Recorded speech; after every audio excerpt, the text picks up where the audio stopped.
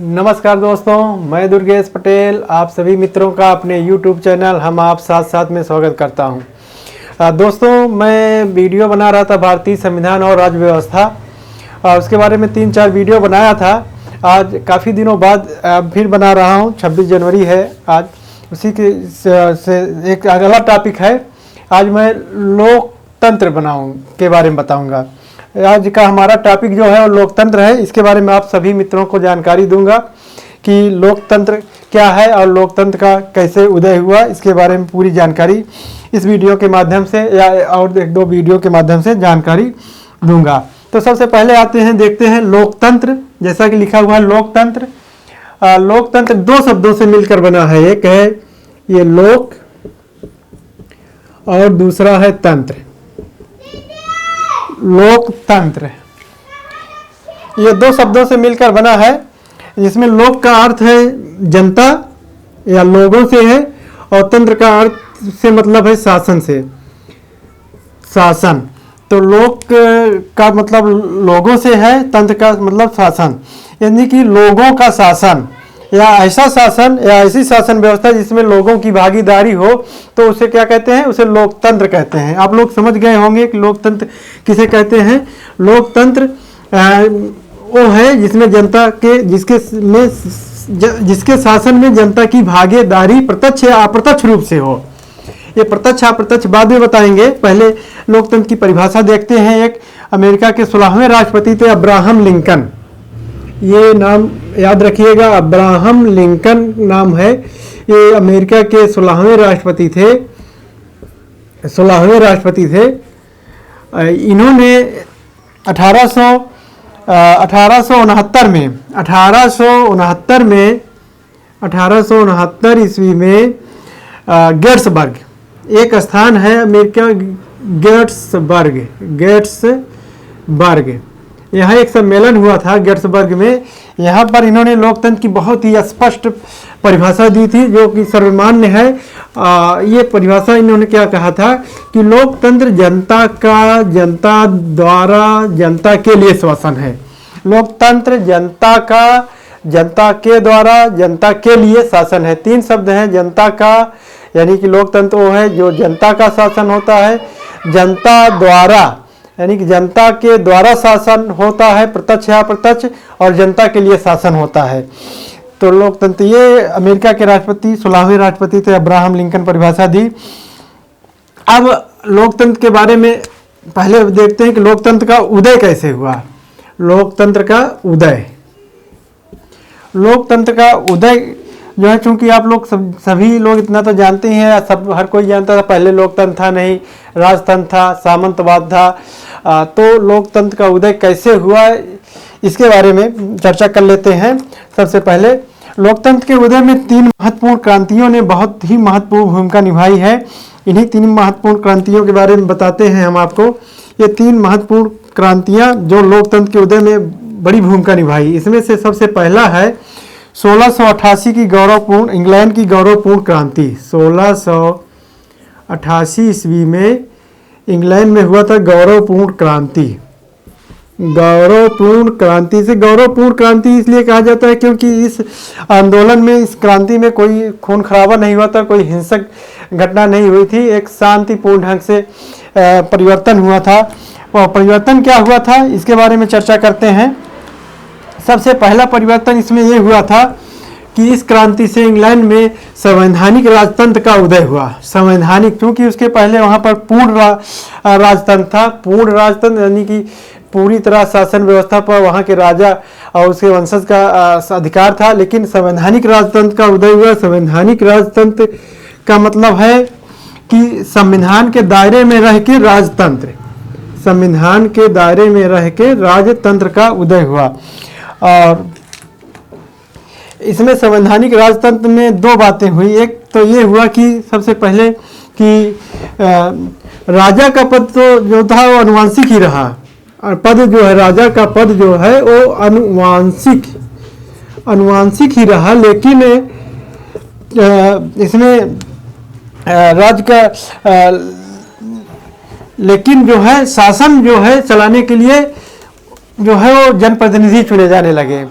इसीलिए इसको जो है संवैधानिक राजतंत्र कहा गया, यानी कि संविधान कुछ कुछ बातें कही गई और संविधान के अनुसार शासन व्यवस्था चलाया गया। अब इसी में जब संवैधानिक राजतंत्र की चर्चा कर रहे हैं तो हम आपको बता दें, जैसा कि 26 जनवरी आज है 26 जनवरी, भारत में 26 जनवरी गणतंत्र दिवस के रूप में मनाया जाता है। 26 जनवरी गणतंत्र दिवस के रूप में मनाया जाता है, गणतंत्र दिवस। तो ये गणतंत्र दिवस किस लिए मनाया जाता है, और ये एक इसी के साथ में है गणतंत्रात्मक लोकतंत्र। गणतंत्रात्मक, ये संवैधानिक लोकतंत्र राजतंत्र था या संवैधानिक लोकतंत्र कहिए, ये गणतंत्रात्मक लोकतंत्र। गणतंत्रात्मक लोकतंत्र का मतलब ये होता है, दोनों में अंतर समझिएगा। गणतंत्रात्मक लोकतंत्र का मतलब ये है कि इसके शासन, इस शासन व्यवस्था का जो प्रमुख होगा, यानी कि शासन का सर्वोच्च पद जो होता है, सर्वप्रमुख होता है, वो गणतंत्र जनता के द्वारा प्रत्यक्ष या अप्रत्यक्ष चुना जाता है। इसमें जो है संवैधानिक राजतंत्र में इसका सर्वोच्च पद जो होता है, यानी शासन का प्रमुख जो होता है, वो जो है अनुवांशिक होता है, यानी कि राज परिवार से होता है, अनुवांशिक होता है। तो आप लोग समझ गए होंगे गणतंत्र का मतलब क्या हुआ। गणतंत्र का मतलब, गणतंत्र जैसे भारत एक गणतंत्रात्मक राज्य है, गणतंत्र मतलब ये हुआ कि यहाँ का राष्ट्रपति जो सर्वोच्च पद है शासन का, वो जो है जनता द्वारा अप्रत्यक्ष रूप से चुना जाता है। इसी तरह अमेरिका में भी गणतंत्रात्मक शासन व्यवस्था है, क्योंकि वहाँ का राष्ट्रपति जो है वो सीधे जनता द्वारा प्रत्यक्ष अप्रत्यक्ष रूप से चुना जाता है। तो ये होगा एक दूसरा, इसमें दूसरी एक होगा इंग्लैंड की 1688 की गौरवपूर्ण क्रांति, और दूसरा है 1776 ईस्वी में घटित हुआ था। 88 साल बाद 1688 में हुआ था गौरवपूर्ण क्रांति, ठीक 88 साल बाद 1776 हाँ 1776 ईस्वी में हुआ था अमेरिका का स्वतंत्रता संग्राम। अमेरिका का स्वतंत्रता संग्राम। अमेरिका का स्वतंत्रता संग्राम 1776 में हुआ था। इसके बारे में थोड़ा सा चर्चा कर दें। इस स्वतंत्रता संग्राम का जनक जो है, अमेरिका के स्वतंत्रता संग्राम का जनक जेफरसन को माना जाता है, थॉमस जेफरसन को। लिख दे रहे हैं नाम, थॉमस जेफरसन, जनक थॉमस जेफरसन को माना जाता है। और इस पर जो है प्रभाव जो है, दार्शनिक प्रभाव जो है वो किसका था? जॉन लॉक का प्रभाव जो था वो जॉन लॉक का था, दार्शनिक प्रभाव। इस आंदोलन, हाँ इसमें एक और बात बता दें कि जेफरसन ने एक नारा दिया था, ये सब इम्पॉर्टेंट है इसलिए बता दे रहे हैं कि ये जेफरसन ने नारा दिया था कि हे ईश्वर हमें जीवन, स्वतंत्रता और सुख का अधिकार प्रदान करें। हे ईश्वर हमें जीवन, स्वतंत्रता और सुख का अधिकार प्रदान करें। इसमें देखिए जीवन हो गया, एक स्वतंत्रता हो गया और एक सुख का अधिकार, तीन बातें उन्होंने कही थी, नारा दिया था अभी। और इसका संवैधानिक जो है घोषणा पत्र, अमेरिका के संवैधानिक घोषणा पत्र में कहा गया है, अमेरिका के संवैधानिक घोषणा पत्र में कहा गया है कि हम इस तथ्य को स्वतः सिद्ध स्वीकार करते हैं कि प्रत्येक मनुष्य समान है। हम इस तथ्य को स्वतः सिद्ध स्वीकार करते हैं कि प्रत्येक मनुष्य समान है। देखिए यहाँ पे तीन चीजें निकल के आई, एक जीवन, एक स्वतंत्रता, एक समानता। जीवन, स्वतंत्रता और समानता। तो ये सब बातें संविधान के जब आंदोलन उन्होंने किया, संवैधानिक या संघर्ष किया स्वतंत्रता आंदोलन के लिए, तो ये सब बातें यहाँ से निकल के आई और यही सब लोकतंत्र को मजबूत या लोकतंत्र के विकास में सहायक सिद्ध हुई। और तीसरा आंदोलन जो है स्वतंत्रता आंदोलन, वो है फ्रांसीसी क्रांति। फ्रांसीसियों का स्वतंत्रता क्रांति ये हुआ था आपका 1789। 13 साल अमेरिका के स्वतंत्रता संग्राम के शायद 13 साल बाद हुआ था। 1776 में 13 जोड़ेंगे 13 साल बाद 1789 का फ्रांसीसी क्रांति, फ्रांसीसी स्वतंत्रता क्रांति 1789 में हुआ था। तो इस फ्रांसीसी क्रांति पर प्रभाव किसका था? इस पे प्रभाव जो है फ्रांस की स्वतंत्रता क्रांति पे प्रभाव रूसों का था, दार्शनिक प्रभाव रूसों का था। और इस स्वतंत्रता का घोषणा, इस स्वतंत्रता आंदोलन का घोषणा पत्र में कहा गया है कि प्रत्येक मनुष्य स्वतंत्र पैदा हुआ है और अपने अधिकारों के विषय में भी स्वतंत्र और समान है। देखिए, प्रत्येक मनुष्य स्वतंत्र पैदा हुआ है, कह रहे हैं कि प्रत्येक मनुष्य स्वतंत्र पैदा हुआ है और अपने अधिकारों के विषय में भी स्वतंत्र और समान है। आप शब्द को पकड़िए कि कह रहे हैं हर एक मनुष्य जो है स्वतंत्र पैदा होता है, वो किसी का ना गुलाम होता है ना किसी का दास होता है, पूर्ण स्वतंत्र पैदा होता है और अपने अधिकारों के विषय में भी पूर्णतः स्वतंत्र और सभी के समान होता है। तो ये सब बातें हुई, लोकतंत्र के उदय में महत्वपूर्ण भूमिका निभाई। अब इसमें भी 3 बातें निकल, फ्रांसीसी नारा जो दिया गया इसमें भी 3 बातें निकल के आई थी। एक था स्वतंत्रता, एक था समानता और एक था बंधुत्व। ये तीसरा जो है बंधुत्व कह दीजिए या बंधुता कह दीजिए। जो ये बातें जो है कहा गया इस स्वतंत्रता आंदोलन में कि ये जो है मनुष्य के जन्मजात अधिकार हैं। मनुष्य के ये तीनों जो है स्वतंत्रता, समानता और बंधुत्व जो है जन्मजात अधिकार मनुष्य के हैं। अब यहाँ पे एक चीज़ और उत्पन्न हुआ, जन्मजात अधिकार, यानी कि यहीं से मौलिक अधिकारों का भी उदय होता है। जन्मजात कह देने से ही मौलिक अधिकारों का भी उदय हो जा रहा है, यानी कि मानवाधिकार का भी उदय हो जा रहा है। और यही मानवाधिकार और जो है लोकतंत्र जो है मिल के मानवाधिकार और लोकतंत्र दोनों मिलते हैं। इसी स्वतंत्रता आंदोलन से लोकतंत्र दोनों मिलके पूर्ण लोकतंत्र का जन्म होता है, पूरक बन जाते हैं। इस तरह लोकतंत्र की स्पष्ट परिभाषा जो है, आपका अगर प्रश्न आता है कि लोकतंत्र की स्पष्ट परिभाषा किस आंदोलन से या किस क्रांति से मिली, तो ये फ्रांसीसी स्वतंत्रता क्रांति से 1789 की फ्रांसीसी क्रांति से लोकतंत्र की स्पष्ट परिभाषा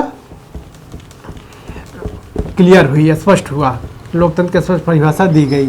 अब मानवाधिकार ये तो हो गया, लोकतंत्र के बारे में हमने बताया कि लोकतंत्र क्या है, उसकी परिभाषा, लोकतंत्र का उदय कैसे हुआ।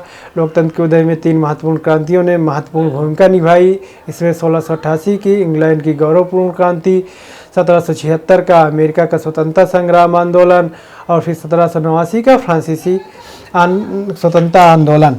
अब एक चर्चा थोड़ा सा कर दे रहे हैं, फिर वीडियो ख़त्म करते हैं। मानवाधिकार के बारे में चर्चा हुआ है, मानवाधिकार के बारे में थोड़ा बहुत बता दे रहे हैं आपको। मानवाधिकार क्या है?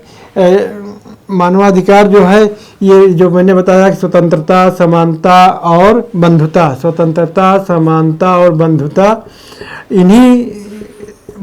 इन्हीं तीनों की रक्षा हेतु मानवाधिकार का जो है उदय होता है। मानवाधिकार की चूँकि ये तीनों स्वतंत्रता, समानता मनुष्य के फ्रांसीसी क्रांति में ये स्पष्ट किया गया कि जन्मजात अधिकार हैं, तो इन जन्मजात अधिकारों की सुरक्षा के लिए 1962 ईस्वी में अंतर्राष्ट्रीय मानवाधिकार आयोग का गठन लंदन में किया जाता है। 1962 में लंदन में, इसका मुख्यालय लंदन में है। अंतर्राष्ट्रीय मानवाधिकार का अधिकार आयोग का गठन किया गया, अंतर्राष्ट्रीय मानवाधिकार आयोग का गठन किया गया। जबकि भारत में 1993 अंतर्राष्ट्रीय मानवाधिकार आयोग का गठन किया गया। 1993 में भारत में अंतर्राष्ट्रीय मानवाधिकार आयोग का गठन किया गया। और संयुक्त राष्ट्र संघ जिसका गठन संयुक्त राष्ट्र संघ में 10 दिसंबर 1948 याद रखिएगा, 10 दिसंबर 1948 को मानव अधिकारों का घोषणा पत्र संयुक्त राष्ट्र के चार्टर में अनुच्छेद 1 से 30 तक, अनुच्छेद 1 से 30 तक संयुक्त राष्ट्र संघ के चार्टर में अनुच्छेद 1 से 30 तक 10 दिसंबर 1948 को मानवाधिकारों का घोषणा पत्र कहा गया। इसको शामिल किया गया संयुक्त राष्ट्र संघ के घोषणा पत्र में के चार्टर में अनुच्छेद 1 से 30 तक, और इसे ही मानव अधिकारों का घोषणा पत्र कहा गया। तो दोस्तों ये रहा लोकतंत्र के बारे में। अब लोकतंत्र की प्रकृति, लोकतंत्र के प्रकार कितने कैसे हैं, लोग क्या है, इस सब के बारे में अगले वीडियो में चर्चा करेंगे। नमस्कार दोस्तों, वीडियो अच्छा लगा हो तो लाइक करिएगा, हमारे चैनल को सब्सक्राइब करके बेल आइकन में ऑल कर लीजिएगा। नमस्कार दोस्तों, ओके बाय।